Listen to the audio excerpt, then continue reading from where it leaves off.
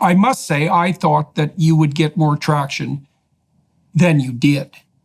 And so we communicated a little bit right from the beginning of your plans, not a tremendous amount, but enough so that I knew what was going on. And I was absolutely, well, I don't want to put words in your mouth. What happened? What happened? What did you experience?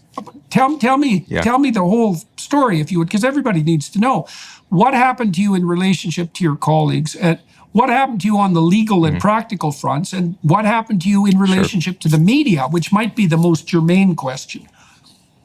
Exactly. And especially in this day and age, the absence of platform, Jordan, is the most critical deficiency that I faced as someone who did not come to this with massive name recognition. Now, mind you, those in Congress who are well known throughout this country typically generate that name recognition by being jerks, by being aggressive, by being provocative, by being oftentimes mean-spirited. And that is counter my nature. I recognize, as someone who is not often on cable news at night, that was going to be a challenge. But let me get back to the very beginning. My contention was that the country needed alternatives. My contention was that the president should pass the torch, which is what I did beginning in July of 2022, encouraged him publicly to pass the torch. It was met in my own caucus with a lot of dismay because you don't do that. God forbid you say to the incumbent that he or she should step aside. Needless to say, he did not. Then I started a public and private initiative to encourage others to participate. I telephoned Governor Pritzker in Illinois. I telephoned Governor Whitmer in Michigan, made a public call, whether it's Governor Newsom or Vice President Harris. I said to the next generation of Democrats, this is the time. The polls are bad. The approval numbers are bad. The country's saying they want choices. So let's meet the moment. I never intended nor anticipated that I would have to do it. But in the absence of anybody willing to forego their future, perhaps, and meet the national moment, I was so upset, so disappointed that ultimately, in the absence of anybody else doing it, Jordan, 2 weeks before the New Hampshire filing deadline in mid-October, I decided to do it myself. Steve Schmidt had me on his podcast. We had quite a conversation. He recalled how in 2020, he believed that Joe Biden is the only one that could defeat Donald Trump. He felt in 2024 that I was that person. And we did work together for a handful of weeks to initiate my campaign, went up to New Hampshire. As you might know, it was an unusual year in New Hampshire because the Democratic Party had taken away New Hampshire's first-in-the-nation primary status and handed it to South Carolina.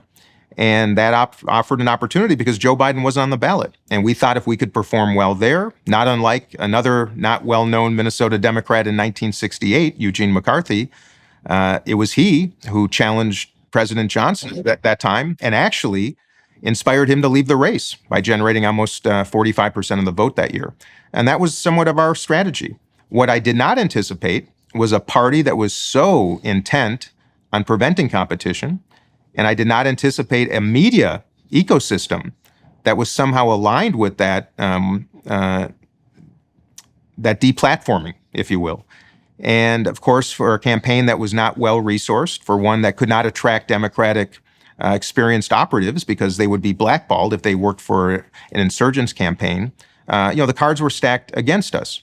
But that didn't preclude at least the effort. But you asked the question of what was most consequential. The two parties, and I'm going to say this because it's really important, it is not just the Democratic Party, the two-party system, the duopoly, if you will, they're the ones that have set the rules, Jordan, in the United States. We do not have competition because the two parties have electively, cooperatively prevented it by setting the rules in all the 50 states and at the federal level. And that means when there is an incumbent, he or she will be protected. Forget the polls, forget intuition, forget what the country might be asking for. These are private institutions that operate on by their own rules, behind closed doors. Most of us don't even know who they are ultimately. And they're making decisions of extraordinary consequence, not just for the United States of America and for our neighbors to the north and south, but for the entire world. And not being exposed to that was something that I was not prepared for. Okay, I want to interject something there because it seems to me that you hit something key with that observation to the attraction of Trump. See, I think that people feel the the typical bread and butter people of the United States who are attracted by Trump despite his bull in a china shop way, let's say, are attracted to him to some degree precisely for that reason. And they do feel in their bones what you just described. And they're willing to take a risk on someone who has that bull in the china shop nature. And this is also true of RFK, by the way, because I think he is quite similar on the Democrat side as Trump was on the Republican side. I mean, RFK in some ways is he's more sophisticated in his public presentation, and he has a more intellectual mien, but he has there's real similarities in temperament and approach.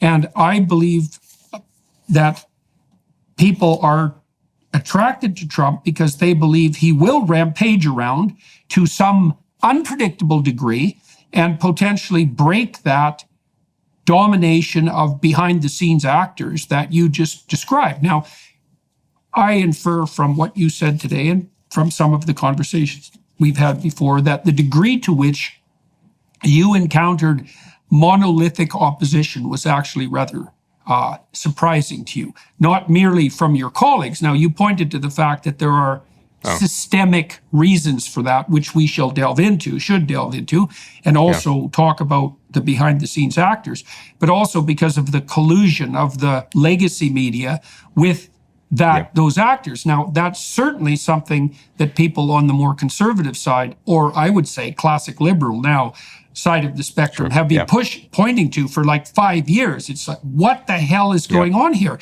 The journalists have lined up with the powers that be, and any objection whatsoever to whatever the plan seems to be has now become verboten.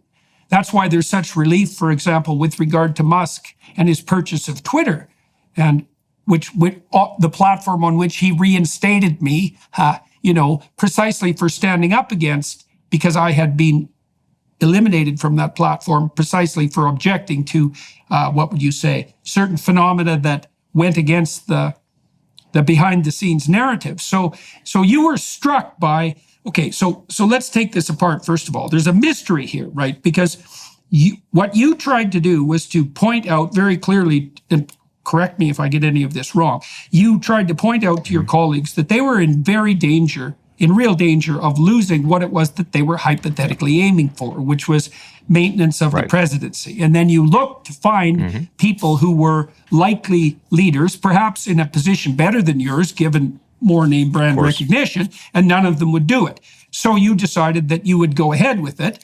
And what you found on the Democrat side was, and you said that may have also been something that would characterize the Republican Party. So we don't have to make a partisan accusation here, but the reality you ran into was monolithic opposition to your campaign that extended to the point where you actually had a hard time finding Democrats who would work for you because they were afraid for the viability of their political careers in the future. Is that all accurate? That is so accurate. In fact, Jordan, you could play the same story in 2020. If a Republican had challenged Donald Trump, he or she could have done so under the same terms I challenged Joe Biden, which is he's probably going to lose. And shouldn't we have an alternative that might actually win? But imagine if someone had done that, they would have encountered the exact same impediments and barriers that I did. And I want to speak to it because you're a better commentator on the human condition than I, but we both know that we operate with reward systems and incentives. In Congress, there is no incentive to go against your party when it comes to these decisions because it will impede your path to either maintaining your seat or to ascending to higher office. Despite the fact that behind the scenes, Jordan, my Republican colleagues during the Trump years almost universally despised him privately, and then when the cameras are on, totally different perspective. Same thing with Joe Biden. Behind the scenes, people were utterly afraid of his standing, of their concern that he's going to lose, that we need an alternative. But then the cameras came on and it would be a very different story. It really bothered me to see the same disease affecting the entire Congress. But the incentives make sense. There is no incentive to be bold or to get out of line or to offer an alternative because it will, almost by definition, end your career. Now, it's the same issue with the media.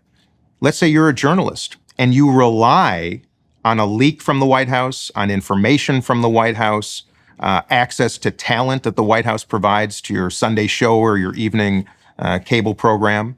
If you go against them, if you disappoint them, if you object to them, or you say something or do something they don't like, they can always then go to CNN. They can go to another outlet. So we tiptoe through these minefields, if you will, of navigating the human condition. And that's where we find ourselves politically. It's where the media finds itself, because the incentives are perfectly aligned with the two parties' mandates and objectives. And they are misaligned with the overwhelming majority of center-right and center-left Americans. And I want to be really clear to people listening and watching.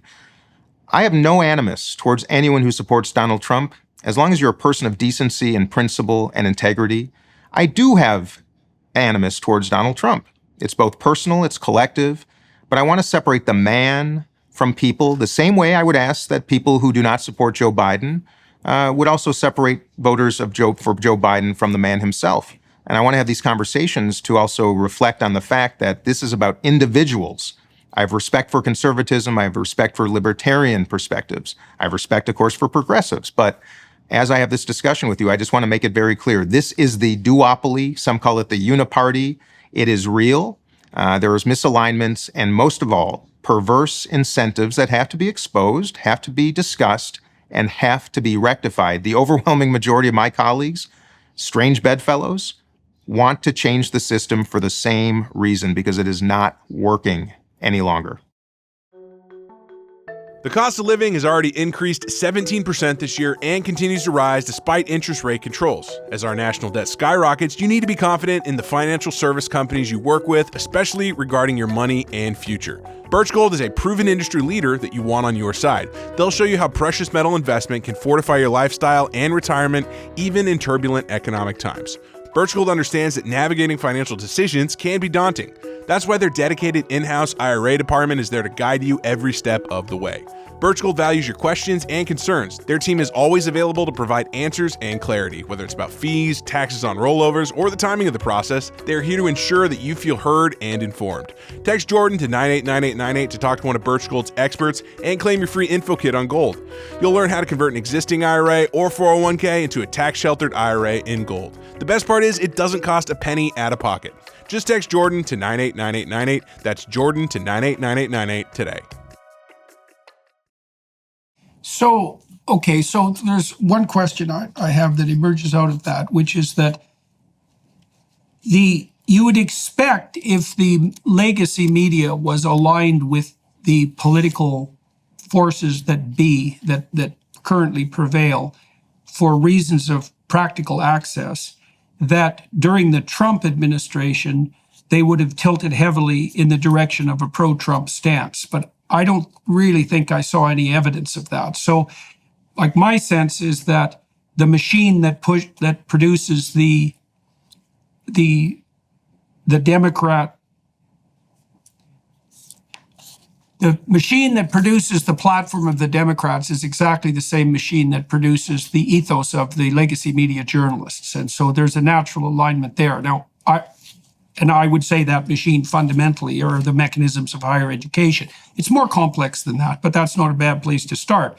So you talked about, so there's two issues here. And you talked about a system of perverse incentives that aligns itself on the political side behind the incumbent in some manner, no matter what, right? And that system of incentives is operating so powerfully that is the case even when there is real evidence of concern that the incumbent might be insufficient for the job or lose, which is also a definition of insufficient for the job, right? And so that's worth delving into. Like, what is it in the incentive structure that aligns people with a losing candidate at the cost, potentially losing candidate? I know it's close, and that makes things complicated too, because people could say, well, I can imagine a situation where Biden might win. So is it that the race is so close that the incentives are mixed? What do you think exactly? What do you think's going on? My belief is that when human beings become proximate to power, that they will place that proximity above their own fellow countrymen and women. And I think that has a lot to do with why there's this there's this absolutism around incumbency. It's not rational, it's not pragmatic. But once people are close to positions of power, they want to protect it because their careers, their proximity, their futures are tied up in that person. That's why we see people sticking around in our Senate, in our Congress, on the Supreme Court, in the White House, in my estimation, for much longer than they should, because they are surrounded by sycophants, by people who are far more focused on their own personal futures and preservation of power, influence, access, than they put on the country itself. And I think that is, again, part of the human condition. And that needs to be at least exposed, because that's the only thing, if you ask me, that can explain why we have so many people who are otherwise quite rational and quite pragmatic that somehow dismiss those attributes when it comes to political elections. And it makes very little sense to me, because numbers don't lie. Numbers don't lie. And I would argue that either party that would have broken, if you will, this logjam, either the Republicans with Trump or the Democrats with Biden, if one had turned to a next generation, able, competent, prepared leader, I think it would have made all the difference in the world. But the absence of even that consideration, to me, is the only indicator you need to recognize who really controls the strings and what their real mandate is, which is not necessarily, I think, in the country's best interest, rather in individuals' best interest. And that's exactly the problem in the Congress and in so many other elements of American politics and, frankly, in most countries.